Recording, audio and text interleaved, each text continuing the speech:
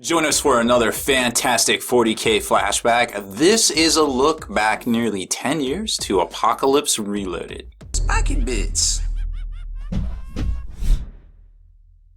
Welcome back, Hobby Maniacs. Rob Baer here again with you today, taking a look, jumping in the cat tub time machine, going back to the year 2008 when the follow-up to the very super successful Apocalypse supplement came out. This is Apocalypse Reload, and it was almost as good as the original, I suppose. It had a lot more of what we called, I guess they called them data faxes back then, and kind of came out and set the groundwork for a lot of things that we see today and we kind of take for granted in what GW's been putting out with the data sheets and such. Now, this was a 72-page supplement that came out, I want to say, fall of 2008, almost a year after the first Apocalypse book came out. Now, this one was about 200 pages and, really set the whole 40k game scene on fire when it came out with, all of the great deals, the very, kind of first super bundle deals that came out.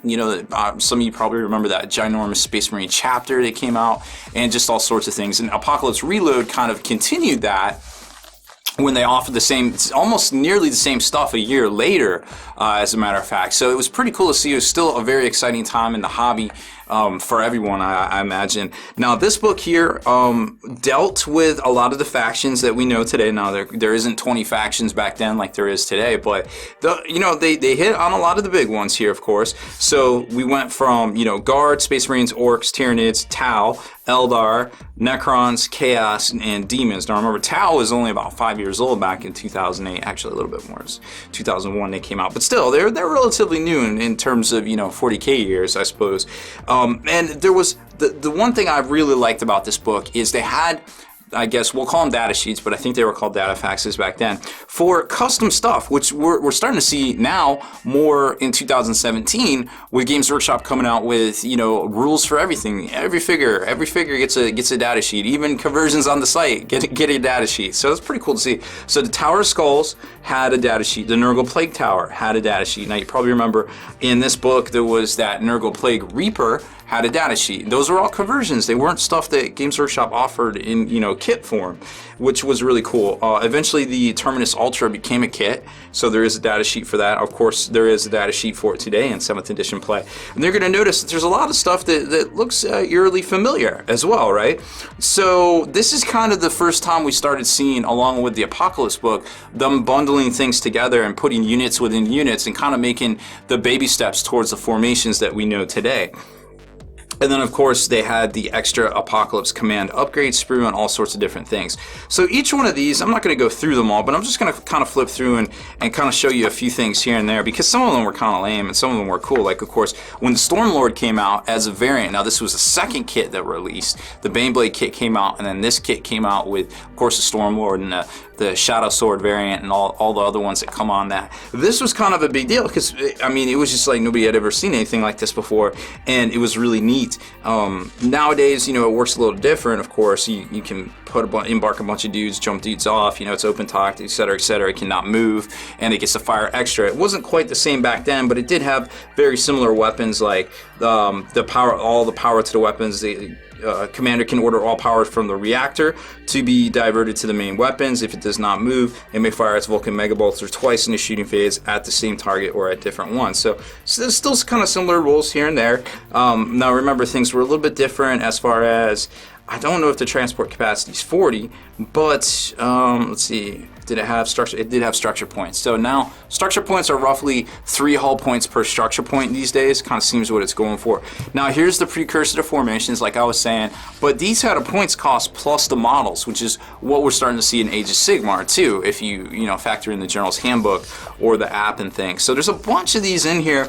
Now, we don't see a lot of these in 40k these days because, they don't kind of translate over. This has a data sheet though. But what was magical about this time was that they had these templates you could download from their site. And if you made a conversion, you could go ahead and point it up and try to, you know, play it out. You could share it online. You know, people could download it. Some of Games Workshop staff even did that. Like, you saw the Land Raider Ares, you know, a lot of stuff was happening at Bell of Lost Souls was just beginning in 2006. You know, they were coming out with all sorts of supplements, you know, the guys over there put together, and they went through and made data sheets for pretty much all this stuff from like Epic. And, you know, we've seen some of it come out and we've seen none of it ever get talked about again, but it was still cool to see, oh, hey, here's the rules for a Warlord Titan, you know, so many years ago. Oh, I think that was in one of the books here, but, you know, some of the stuff like the Capital Imperialis, or, you know, just huge stuff that was so cool to see, that they actually, you know, made rules for it. So it was just a really, really magical time. The Green Tide, that's familiar, huh? So there's a lot of predecessors in here. If you have access to this book, it might be worth a flip through just because it's pretty neat. And here's some of the stuff I was telling, like some of the scratch built stuff in here that had an actual data sheet. Was really cool to see, like the Nurgle Plague Tower and the Tower of Skulls. I still have one of these. It's very similar looking, actually. It's not the one in this picture, but it's definitely quite spot on. I think this thing, if you pointed out all the bits at the time, getting it from the kits, not counting the skulls, I think it was about $300, which is pretty nuts. And then you got the Lords of the Black Crusade. Now, for some of the demon stuff, you might notice, like they've got, what was it, the Tetragon of Darkness, which is very similar to, Tetragon of Darkness, which is very similar to, you know, if you swap out these guys for Demon Princes, is very similar to something we saw in the Crystal Wolfen book that came out earlier in 2017. And then it gets into strategic assets. We didn't have cards for these back then. Nowadays they have cards if you choose to use them, if you can even find them in print.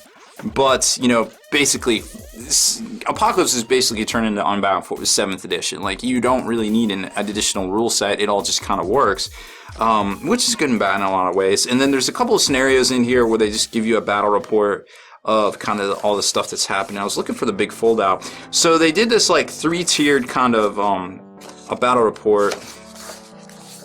Let's see where it starts. It was really neat.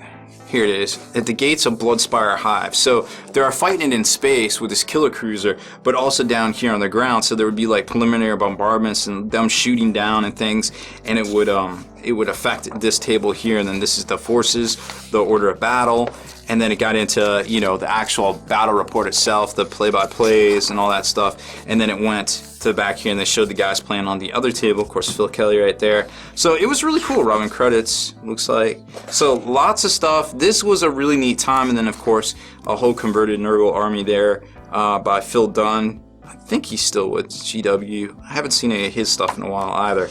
But either way, a great 72-page little supplement. Now, it wasn't, you know, super crazy detailed, you know, it was a paperback. I don't remember what this retailed for.